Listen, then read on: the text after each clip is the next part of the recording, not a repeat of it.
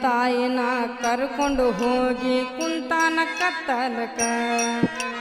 ಜನ್ಮ ಕೊಟ್ಟಕಿನ ಹೆಂಗ ಕೊಲ್ಲಲಿ ಮಾಡತಾನ್ರಿ ದುಃಖ ತನ್ನ ತಾಯಿನ ಕರ್ಕೊಂಡು ಹೋಗಿ ಕುಂತಾನ ಕತ್ತಲಕ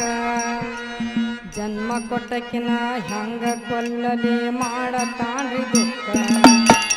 ಹಡ್ದ ತಾಯಿ ಮಗನಿಗೆ ಅಂತಳ ನಿನಗೆ ನಗದ ದುಃಖ